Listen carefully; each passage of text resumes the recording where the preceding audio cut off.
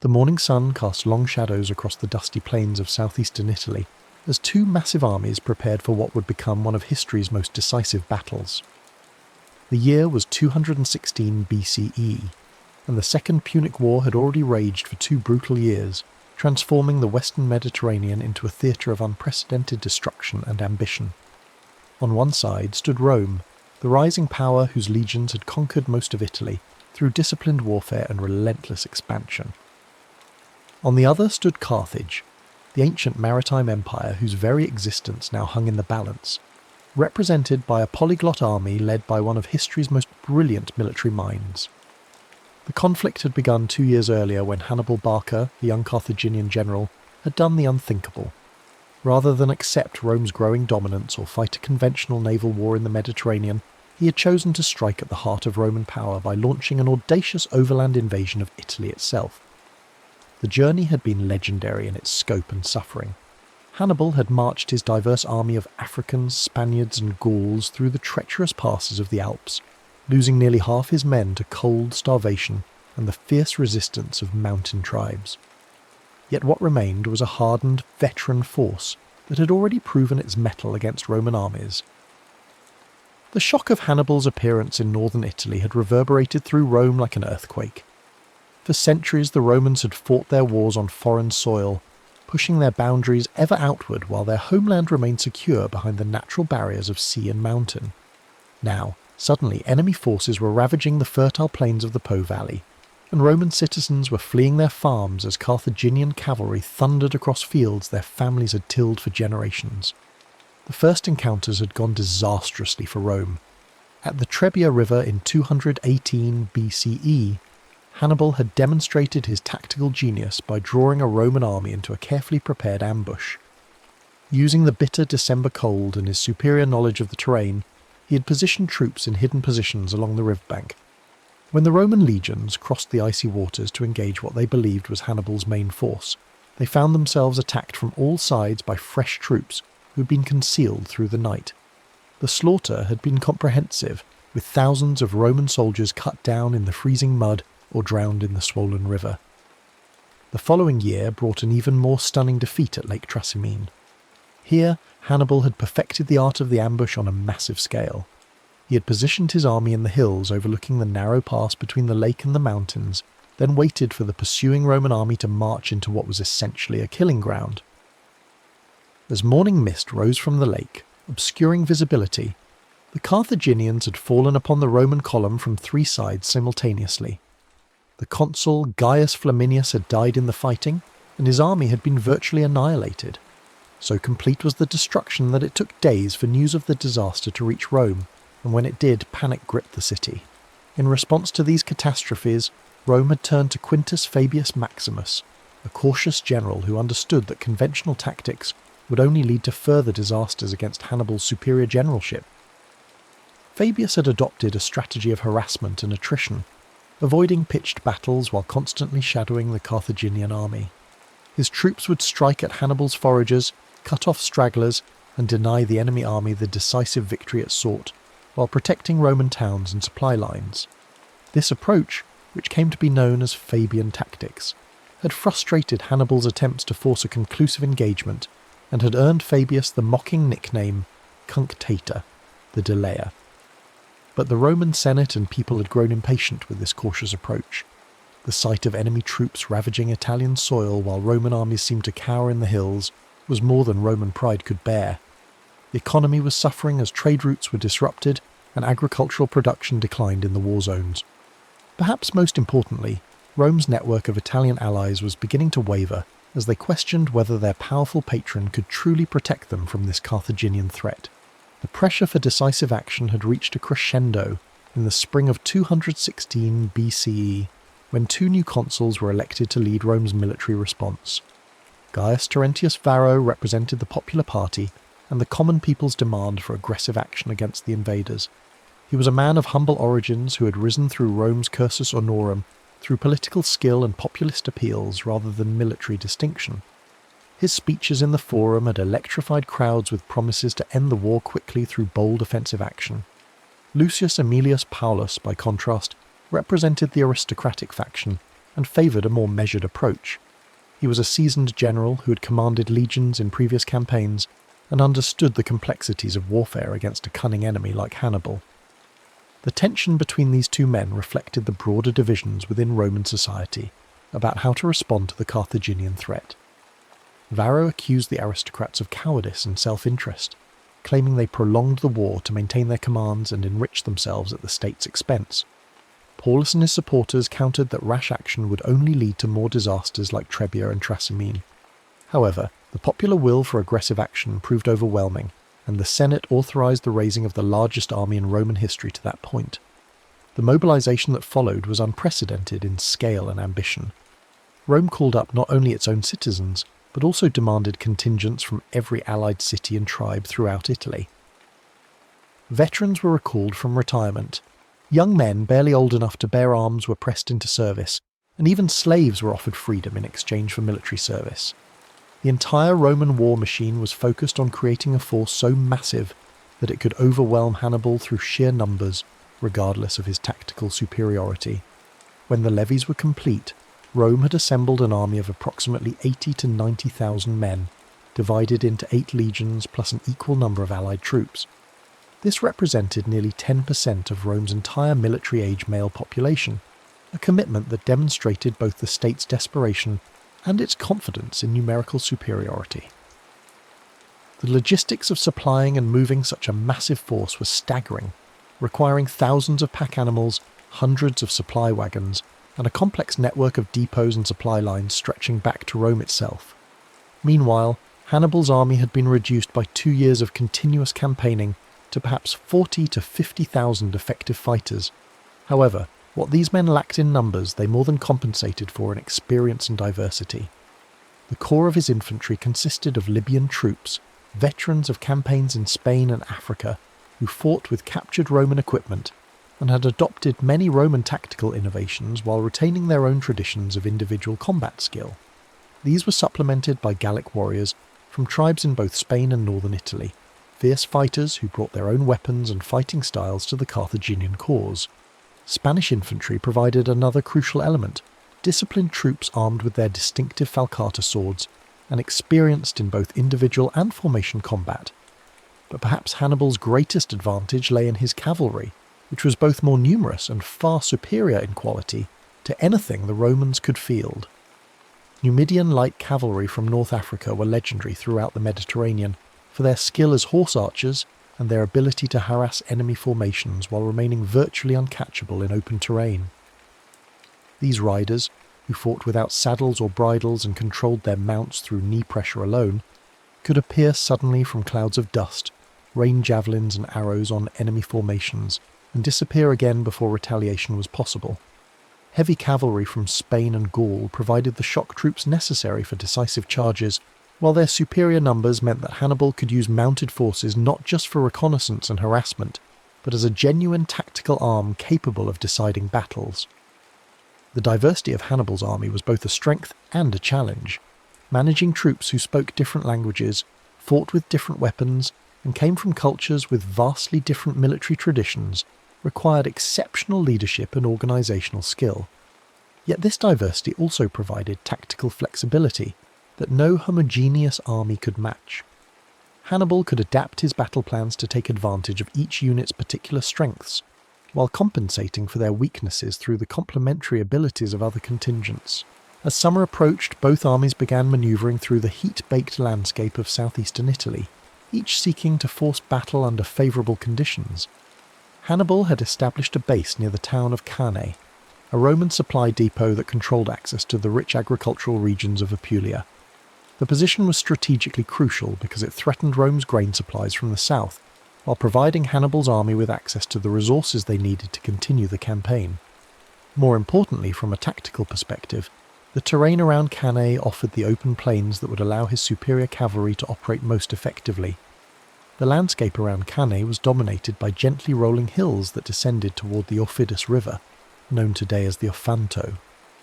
The river valley provided relatively flat ground ideal for large-scale manoeuvres, while the surrounding elevations offered observation posts and potential positions for reserves. The summer heat was already intense, and dust clouds raised by marching armies could be seen for miles across the sun-scorched terrain. Local winds typically blew from the southeast, carrying dust and reducing visibility for anyone facing that direction, a factor that Hannibal would carefully consider in his battle planning. When the Roman army finally approached Cannae in early August, both sides understood that the moment of decision had arrived. The Romans could not allow Hannibal to continue threatening their supply lines and recruiting allies from among the Italian tribes, while Hannibal knew that his strategic position would become untenable if he could not force a decisive victory soon. Carthaginian reinforcements remained trapped in Spain by Roman naval power, and his army's numerical inferiority meant that a prolonged campaign of attrition would inevitably favour Rome. The night before the battle, both camps were alive with activity as commanders made their final preparations. In the Roman camp, Varro and Paulus held council with their subordinate officers, reviewing battle plans and attempting to coordinate the movements of their massive army. The size of their force created both opportunities and challenges. While their numbers were overwhelming, the complexity of managing so many troops in battle had never been attempted before. Roman military doctrine emphasized the disciplined advance of heavy infantry in close formation, an approach that had proven successful against most enemies, but had already failed disastrously against Hannibal's more flexible tactics. Across the plain, Hannibal was putting the finishing touches on one of history's most audacious battle plans. Rather than simply arranging his troops in the strongest possible defensive formation, he was preparing to deliberately weaken his centre while strengthening his flanks, creating a formation that would appear vulnerable to Roman attack, while actually serving as bait for an elaborate trap. The plan required precise timing, exceptional discipline from his troops, and the kind of battlefield control that few generals in history have ever achieved. As dawn broke on August 2nd, 216 BCE, both armies began their deployment across the dusty plains. The morning sun climbed higher in a cloudless sky, promising another day of punishing heat that would test the endurance of heavily armoured men engaged in desperate combat. A hot wind blew from the southeast, stirring up clouds of fine dust that would limit visibility and add to the confusion once battle was joined. Hannibal positioned his army with careful attention to both the terrain and the prevailing wind conditions. His weakest troops, Gallic and Spanish infantry, were placed in the centre of his line, arranged in a convex formation that actually projected toward the enemy. This was contrary to every conventional military practice, as it invited attack against the army's most vulnerable point. However, Hannibal's intention was precisely to encourage such an attack, drawing the Roman legions into what would become a deadly trap. On either side of this weak centre, Hannibal positioned his best infantry, veteran Libyan troops equipped with Roman weapons and armour captured in previous battles. These men were arranged in columns rather than extended lines, hidden behind the forward units, and ready to wheel inward once the Romans had committed to their attack on the centre. On the extreme flanks, Hannibal deployed his cavalry forces, with Numidian light horse on the right wing and heavy cavalry commanded by his brother Hasdrubal on the left. The Roman deployment followed more conventional patterns, reflecting both their military traditions and their confidence in superior numbers. The massive infantry force was arranged in the traditional manipular system, with Hastati in front, Principes in the middle ranks, and Triarii veterans forming the rear line. However, the unprecedented size of the army meant that the usual spacing between maniples had to be reduced, creating a more dense and less flexible formation than normal. This compression would prove crucial as the battle developed, as it reduced the Romans' ability to respond to changing tactical situations. Roman cavalry was divided between the flanks, with citizen cavalry under Paulus positioned on the right wing and allied horse under Varro on the left. Both forces were significantly outnumbered by their Carthaginian counterparts, and neither was equipped or trained for the kind of decisive cavalry action that Hannibal planned to employ. Roman military doctrine treated cavalry primarily as a supporting arm for scouting and pursuit, rather than as a battle-winning force in its own right. When the battle commenced, the initial exchanges followed patterns that were familiar from previous engagements. Roman cavalry on both flanks moved forward to engage their Carthaginian counterparts, while the massive infantry formations began their methodical advance toward Hannibal's apparently vulnerable centre. The dust raised by thousands of marching feet and galloping horses began to fill the air, reducing visibility and adding to the confusion that always accompanies large-scale combat. On the Roman right flank, Paulus led his cavalry in a desperate charge against Hasdrubal's heavy horse. but the encounter was brief and decisive. The Carthaginian cavalry, better trained and more numerous, quickly gained the upper hand. Paulus himself was wounded in the fighting and forced to withdraw, leaving his scattered forces unable to provide effective support for the infantry. On the opposite flank, Varro's allied cavalry fared even worse against the Numidian light horse, who used their superior mobility to avoid direct confrontation, while raining javelins on the Roman formations. With both flanks secured, the crucial phase of the battle shifted to the infantry combat in the centre. Here, Hannibal's plan began to unfold with mechanical precision. As the Roman legions crashed into the Gallic and Spanish troops in the Carthaginian centre, these deliberately weakened units began to give ground, falling back in apparent disorder while maintaining just enough cohesion to avoid complete collapse. To the Roman commanders, this retreat looked like the beginning of victory. Their superior numbers and discipline were finally overwhelming the enemy centre, just as conventional military wisdom suggested they should. The Roman advance continued with increasing momentum as more and more legions pressed forward into the gap that seemed to be opening in the Carthaginian line. The manipular system that had served Rome so well in previous wars now worked against them, as the forward units became increasingly compressed and difficult to control. Officers found themselves unable to maintain communication with troops more than a few ranks away, while the dust and noise of battle made coordinated manoeuvres nearly impossible. What the Romans could not see, however, was that Hannibal's retreat was proceeding according to a carefully orchestrated plan. As the Gallic and Spanish troops fell back, they maintained their formation and continued to resist, drawing more and more Roman forces into an increasingly narrow salient. Meanwhile, the African heavy infantry on either side of this developing bulge remained motionless, waiting for the signal to execute the most crucial phase of the battle. The moment Hannibal had been waiting for arrived when the Roman advance had penetrated so deeply into his centre that the leading legions were actually behind the original Carthaginian front line. At this point, the African infantry on both flanks received their orders and began to wheel inward, turning to attack the exposed sides of the Roman formation. These troops, fresh and unengaged until this moment, struck the surprised Romans with devastating effect. Simultaneously, Hasdrubal's cavalry, having routed the Roman horse on their front, swept around the rear of the battlefield to attack the Roman infantry from behind. The Numidians joined this assault, and suddenly the massive Roman army found itself attacked from 4 directions simultaneously. What had begun as an apparently successful advance had become a desperate fight for survival, with Roman legions trapped in an ever-tightening circle of enemies. The encirclement that followed was both tactically brilliant and strategically devastating. As the Carthaginian forces contracted their circle, the Romans found themselves compressed into an increasingly small space, where their numerical superiority became a liability rather than an asset. Men could not wield their weapons effectively in the crush, officers could not maneuver their units, and panic began to spread through the ranks as soldiers realized the full extent of their predicament. The slaughter that followed was methodical and comprehensive. Trapped Romans were cut down by spears and swords, trampled by their own comrades, or simply crushed in the press of bodies as the Carthaginian circle grew ever smaller. Some attempts were made to break out of the encirclement, but these were quickly suppressed by fresh Carthaginian troops who had been held in reserve for exactly this purpose. The superior training and equipment that had made Roman legions so effective in open battle became meaningless in the confused melee that the battle had become. Paulus, the consul who had favoured caution, died fighting in the ranks alongside his men, refusing offers of escape and choosing to share the fate of the soldiers he had led into disaster. His colleague Varro managed to escape with a small body of cavalry, but the vast majority of the Roman army was either killed or captured. The casualties were staggering even by the brutal standards of ancient warfare. Estimates suggest that between 50 and 70,000 Romans died on the field of Cannae, making it one of the bloodiest single days in military history. Among the dead were not just common soldiers, but much of Rome's military and political leadership. 80 senators perished in the battle, along with numerous other magistrates, officers, and members of prominent families.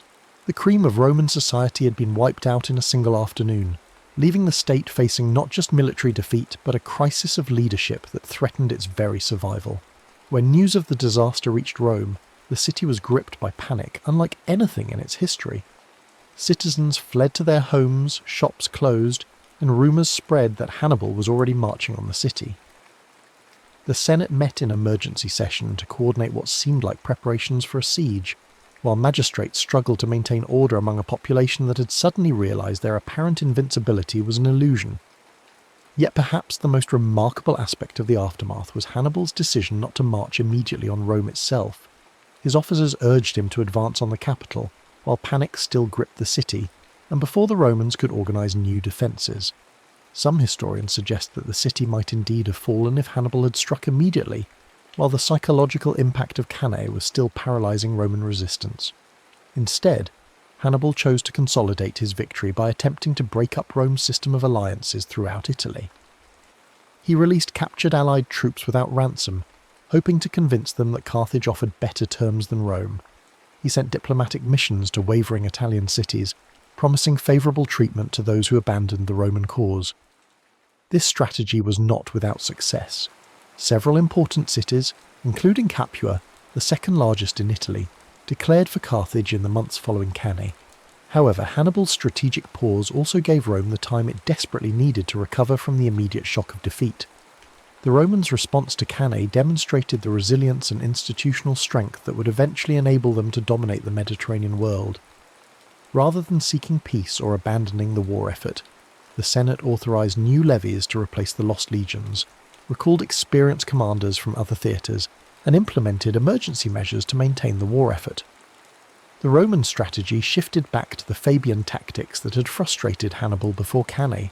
New armies were raised with explicit instructions to avoid pitched battles, while harassing Carthaginian forces and protecting loyal cities.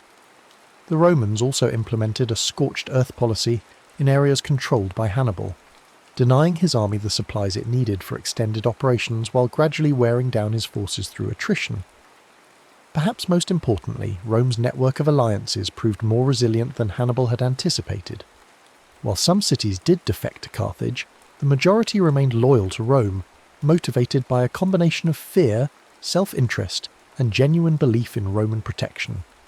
This loyalty was maintained through a careful balance of threats and rewards, as Rome demonstrated that it could still protect its friends while ruthlessly punishing those who betrayed their alliance. The war continued for another 14 years after Cannae, with Hannibal maintaining his position in Italy, but unable to achieve the decisive victory that would force Rome to sue for peace. His army gradually declined in strength as casualties mounted, and reinforcements from Carthage remained limited by Roman naval superiority. Meanwhile, Roman forces under Publius Cornelius Scipio opened a new front in Spain, eventually driving Carthaginian forces from their Iberian strongholds and threatening Carthage itself.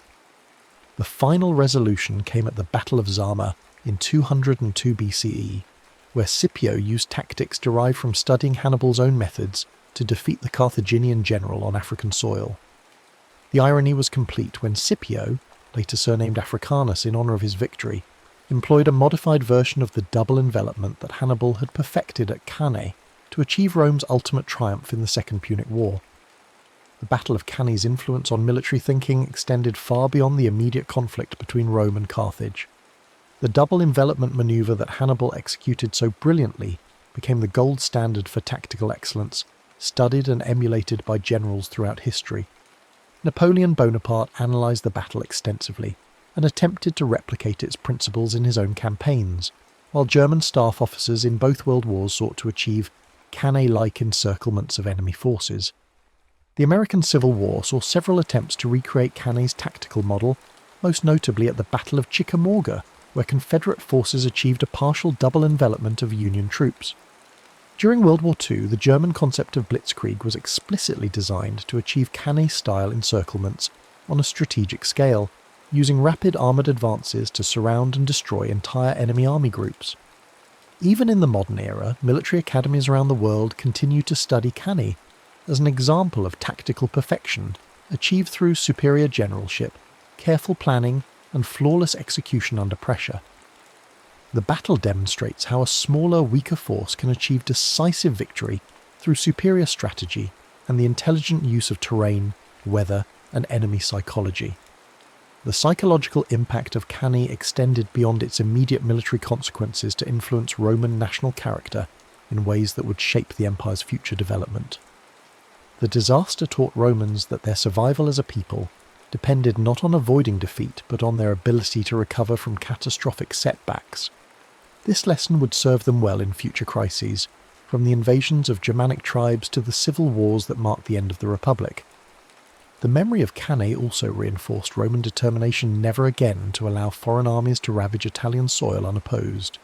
This defensive mentality contributed to Rome's aggressive expansion throughout the Mediterranean, as successive generations of leaders concluded that the best defence lay in controlling potential threats at their source, rather than waiting for enemies to strike at Roman territory.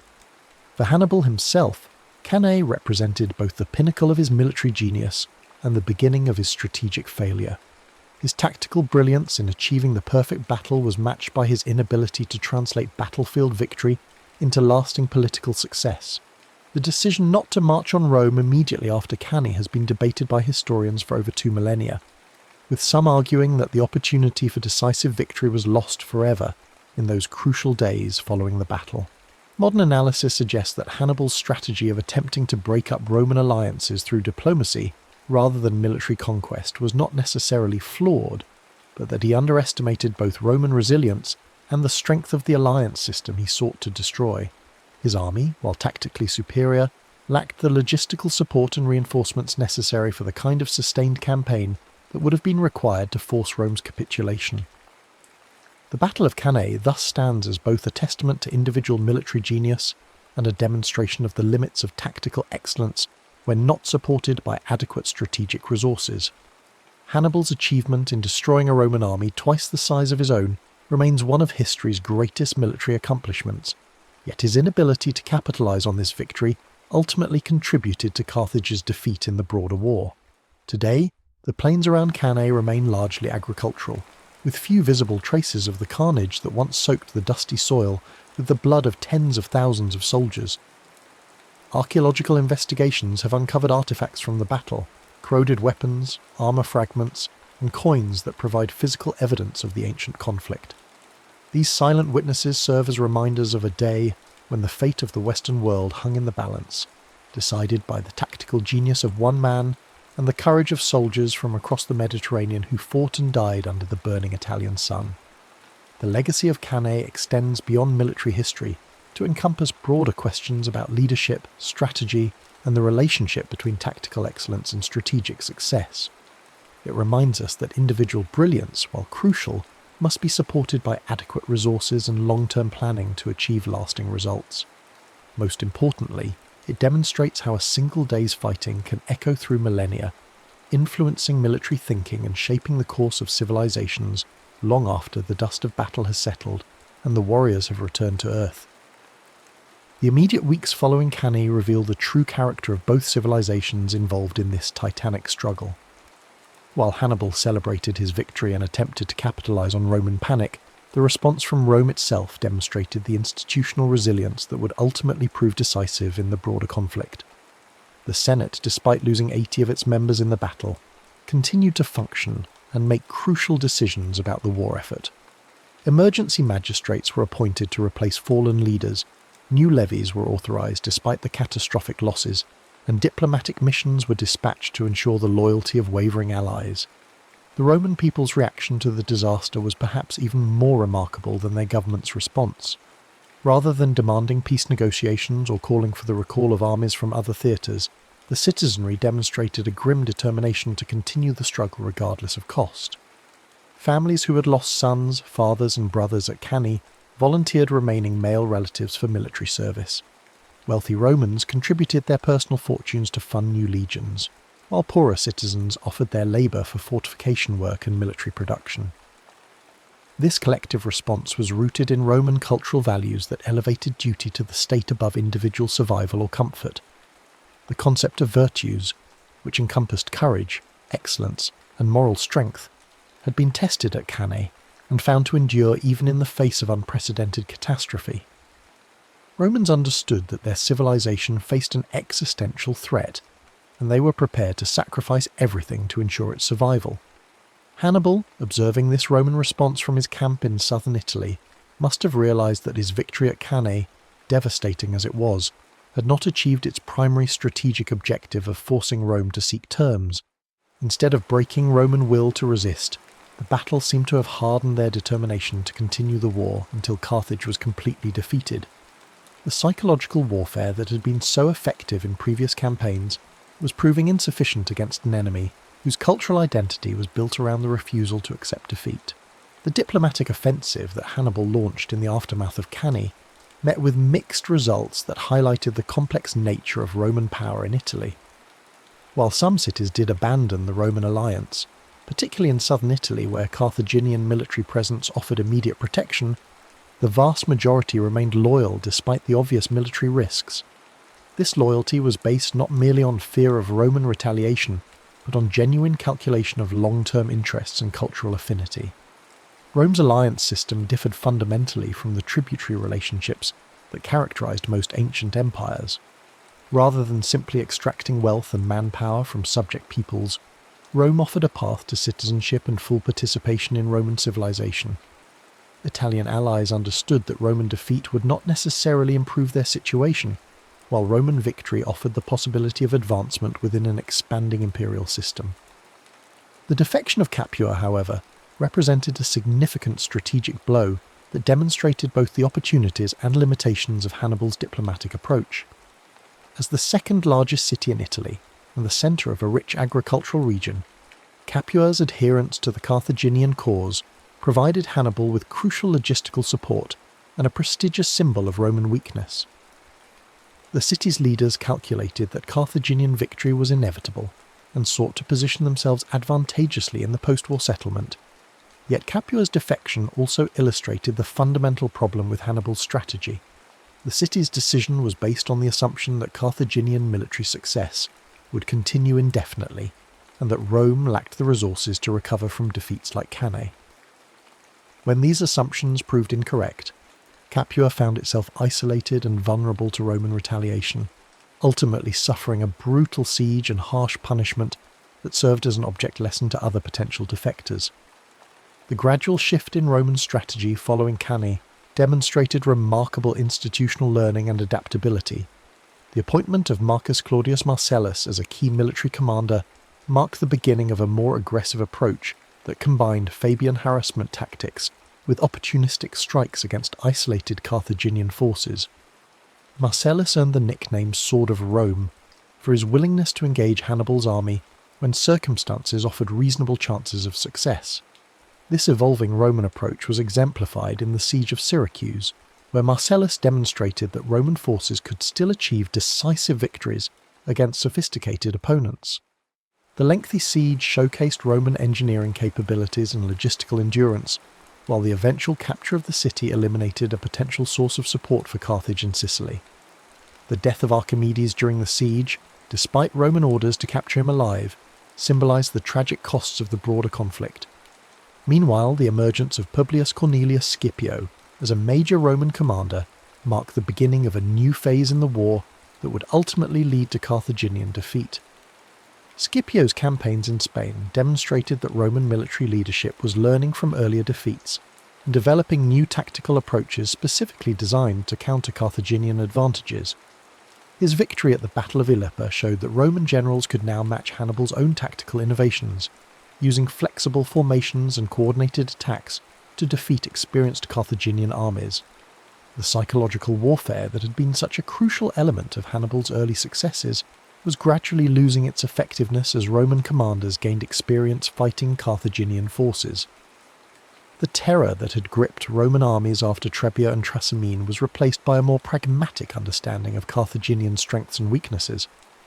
Roman soldiers learned that Carthaginian troops, despite their tactical superiority, were mortal men who could be defeated through proper preparation and execution. Hannibal's position in Italy became increasingly precarious as the war dragged on without decisive results. His army, while still formidable, was slowly being worn down by constant campaigning and the inability to secure adequate reinforcements from Carthage. The diversity that had once been a source of tactical flexibility was becoming a liability as different ethnic contingents began to lose cohesion and fighting effectiveness. The arrival of Hasdrubal Barca with a second Carthaginian army offered the prospect of reinforcing Hannibal's position and potentially achieving the decisive victory that had eluded him since Cannae. However, the Battle of the Metaurus River in 207 BCE, where Roman forces intercepted and destroyed Hasdrubal's army, eliminated this last hope for Carthaginian success in Italy. When Hasdrubal's severed head was thrown into Hannibal's camp, it symbolised not just personal loss, but the definitive end of Carthaginian strategic hopes in the Italian theatre. The final phase of the Second Punic War saw the conflict's centre of gravity shift from Italy to Africa as Scipio launched his invasion of Carthaginian home territory. This strategic reversal, which forced Carthage to recall Hannibal from Italy to defend the homeland, demonstrated how completely the strategic initiative had passed to Rome. The very tactics that Hannibal had used to threaten Rome were now being employed against Carthage itself. The Battle of Zama in 202 BCE provided a fitting conclusion to the military career of history's greatest tactical genius. Facing Scipio on the plains of North Africa, Hannibal found himself commanding an army that lacked the cavalry superiority and tactical cohesion that had made his earlier victories possible. Scipio, having studied Hannibal's methods throughout the war, employed a modified version of the double envelopment to achieve decisive victory against his former tormentor. The irony of Hannibal's defeat was that it came through the application of his own tactical innovations by an enemy who had learned from repeated defeats. Scipio's victory at Zama represented not just Roman military success, but the triumph of institutional learning over individual genius. Where Hannibal had relied on personal tactical brilliance, Rome had developed systematic approaches to warfare that could be employed by competent commanders even in the absence of exceptional talent. The peace treaty that ended the Second Punic War reduced Carthage to a client state of Rome, stripped of its navy, most of its territory, and any capacity for independent military action. The terms were deliberately harsh, designed to ensure that Carthage could never again threaten Roman supremacy in the Mediterranean. Hannibal himself was eventually forced into exile, spending his remaining years as a military advisor to various eastern kingdoms that opposed Roman expansion. The transformation of the Mediterranean world following Cannae and the Second Punic War established patterns that would dominate international relations for centuries. Rome's victory demonstrated that tactical brilliance, while important, was ultimately less decisive than strategic resources, institutional resilience, and the ability to learn from defeat. These lessons would guide Roman expansion throughout the Mediterranean and beyond, creating an empire that endured for over a millennium. The cultural impact of Cannae on Roman society extended far beyond immediate military consequences. The disaster became a defining moment in Roman national consciousness, a symbol of both vulnerability and resilience that shaped imperial ideology for generations. Roman writers and historians repeatedly returned to the battle as an example of how divine favour could be lost through hubris, but regained through perseverance and proper devotion to traditional values. The memory of Cannae also influenced Roman military reforms that created the professional legions of the imperial period.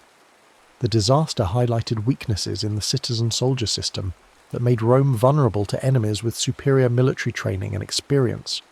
Subsequent reforms emphasized longer terms of service, better training, and standardized equipment that would make Roman armies less dependent on individual commanders and more capable of sustained operations in distant theatres.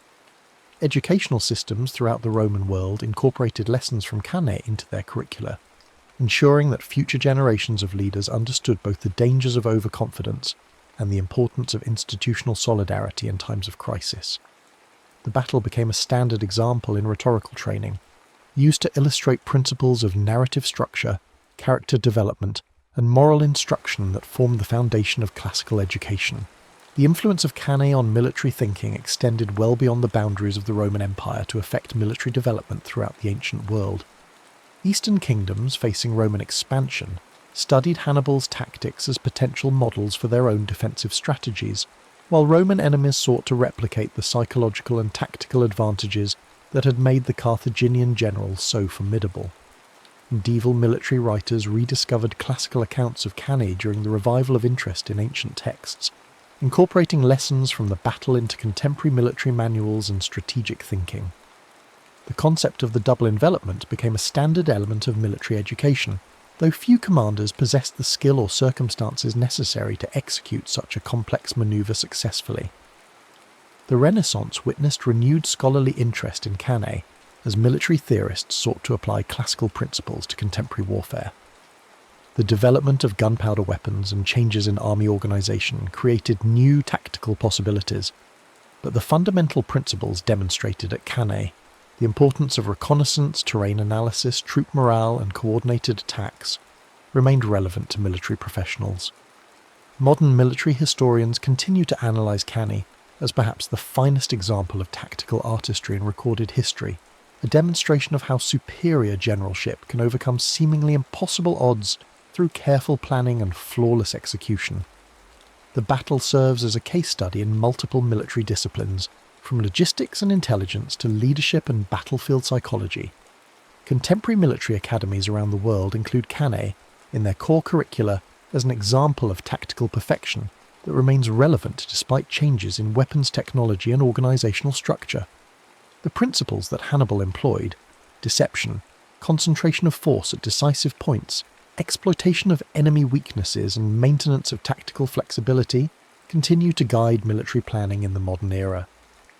The enduring fascination with Cannae reflects broader human interest in stories of David versus Goliath, where intelligence and determination overcome brute force and superior resources. Hannibal's achievement resonates across cultures and centuries because it demonstrates the power of individual excellence to change the course of history, even when ultimate victory remains beyond reach.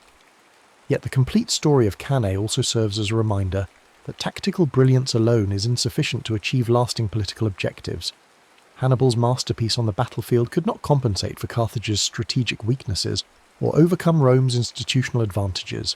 The battle thus illustrates both the potential and the limitations of military genius in shaping historical outcomes. The dusty plains of Cannae continue to attract visitors from around the world, drawn by the site's historical significance and the enduring questions it raises about leadership, strategy, and the nature of victory itself. Standing on the ground where one of history's greatest battles was fought, modern observers can appreciate both the scale of Hannibal's achievement and the broader historical forces that ultimately determined the conflict's outcome. The silence of the ancient battlefield speaks eloquently of human ambition, sacrifice, and the eternal struggle between individual brilliance and collective endurance that defines the human experience across all ages and civilizations.